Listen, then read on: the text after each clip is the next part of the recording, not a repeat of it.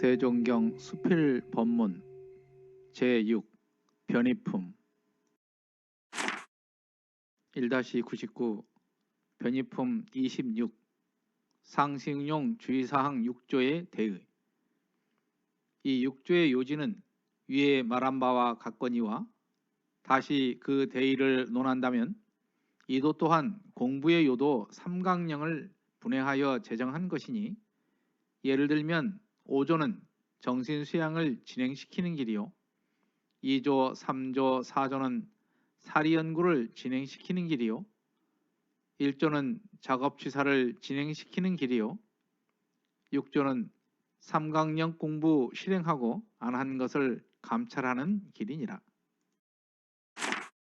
또 이 6조를 동정 두 사이로 나누어 보면 3조, 4조, 5조는 정할 때 공부로서 동할 때 공부의 자료를 준비하는 길이 되고, 1조, 2조, 6조는 동할 때 공부로서 정할 때 공부의 자료를 준비하는 길이 되나니 서로서로 도움이 되는 길이며 일분일각도 공부를 놓지 않게 하는 길이니라.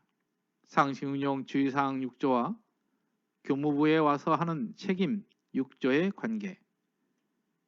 상식응용 주의사항 6조는 남녀노소 선악 귀천의 사람과 사, 농, 공, 상간 어느 직업을 물론하고 인간 생활을 하여 가면서도 일동일정과 일분일각을 허비함이 없이 공부할 수 있는 빠른 법으로서 상시로 훈련하는 공부의 길이 되고, 교무부에 와서 하는 책임 6조는 주의사항 6조의 길을 도와주고 알려주는 길이 되나니라. 보경 6대 요령에 있는 말씀입니다. 1-100 변이품 35 법화항부는 쉽게 올라간 자가 혹 출가부나 대각 열애부는 좀처럼 못 올라갈 수도 있고, 법화항부는 늦게 올라갔지만은 즉시에 대각 열애부에 올라갈 자도 있다. 이것은 그릇 즉 근기가 다른 까닭이다. 지금은 어찌어찌 해도 그릇이 다 있다. 구당 시규에 있는 말씀입니다.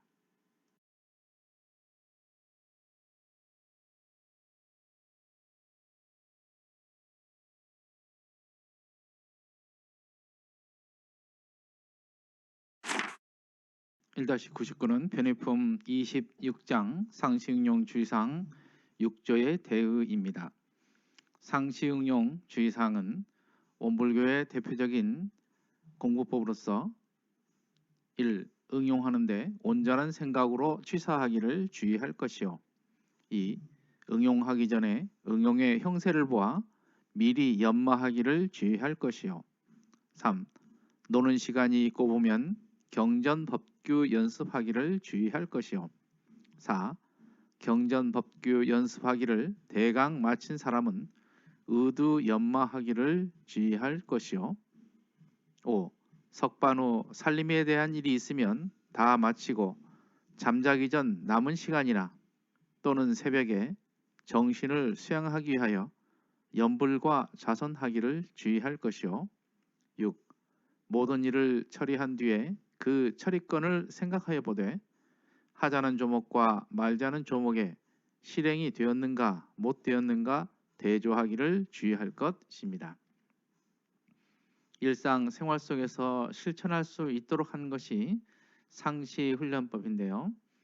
그 중에 수행법인 3학을 일상에서 공부하도록 한 것이 바로 상식응용 주의사항입니다. 공부요도 삼강령이라고 했는데요. 공부요 삼강령은 지금의 3학을 말합니다. 상식응용 공부에서 정신수양을 진행시키는 길은 곧 5조가 되겠고요. 사리연구를 진행시키는 길은 2조, 3조, 4조가 되겠습니다. 또 작업취사를 진행시키는 길은 1조가 되겠습니다. 6조는 3학 공부를 실행하고 안 하는 것을 감찰하는 길을 이렇게 했는데요. 지금은 점검하는 것이라고 생각하면 됩니다. 우리 일상생활에도 동할 때와 정할 때가 있습니다.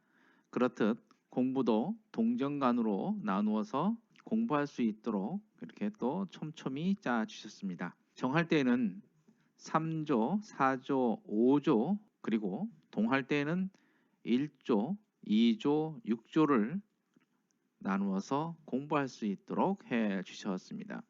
그런데 이때 동할 때 공부의 자료를 준비하는 길이 곧 정할 때 3, 4, 5조를 공부할 때 쓰는 것이고, 또한 동할 때 공부로서 정할 때 공부의 자료를 준비하는 길이 바로 1조, 2조, 6조의 동할 때 공부가 되는 것입니다. 이것은 바로 서로 동정 간 도움이 되는 그러한 공부가 되도록 짜주신 것입니다. 상시응용 주의사항 훈련에는 두 가지가 있는데, 상시응용 주의사항 6조와 교무부에 와서 하는 책임 6조가 있습니다. 교무부에서 와서 하는 책임 6조는 지금 교당 내왕시 주의사항 6조로 변경이 되어 있습니다. 원불교의 교당은 단순히 법회에서 법문만 듣고 가는 그러한 곳이 아닙니다. 상시응용 주의사항으로 공부했던 내용이나 감각된 바 또는 의심된 바를 통해서 문답, 감정, 해오를 얻는 곳입니다.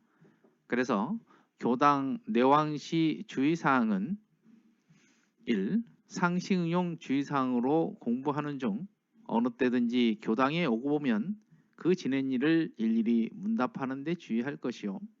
2. 어떠한 사항에 감각된 일이 있고 보면 그 감각된 바를 보고하여 지도인의 감정 얻기를 주의할 것이요. 3. 어떠한 사항에 특별히 의심난 일이 있고 보면 그 의심된 바를 제출하여 지도인에게 해오 얻기를 주의할 것이요. 4. 매년 선기에는 선비를 미리 준비하여 가지고 선원에 입선하여 전문 공부하기를 주의할 것이요. 5. 매 예회날에는 모든 일을 미리 처결하여 놓고 그날은 교당에 와서 공부에만 전심하기를 주의할 것이요. 6. 교당에 다녀갈 때에는 어떠한 감각이 되었는지 어떠한 의심이 밝아졌는지 소득 유무를 반주하여 본 후에 반드시 실생활에 활용하기를 주의할 것이라 이렇게 되어 있습니다. 그래서 교당 내왕시 주의사항은 상시응용 공부를 잘 하도록 길을 도와주고 알려주는 역할을 하는 것입니다. 1-100은 변의품 35장에 있는 말씀입니다. 원불교에서는 법의 등급을 6가지로 나눕니다. 즉 보통급, 특신급, 법마 상정급, 법강 항마위, 출가위, 대각 열애입니다. 여기에 나오는 법항부는 법강 항마위를 말하는데요. 원불교에서는 초성인의 경지에 이른 것으로 여겨지는 급입니다. 그런데 항마를 했다고 해서 공부가 다 된 것은 아닙니다. 바로 출가위나 대각 열애위에 부처님의 자리까지 오르는 공부를 해야 합니다. 여기에서 항마를 한 뒤에 어떤 사람은 이 단계에 바로 올라서는 사람이 있고 어떤 사람은 늦는 사람이 있습니다.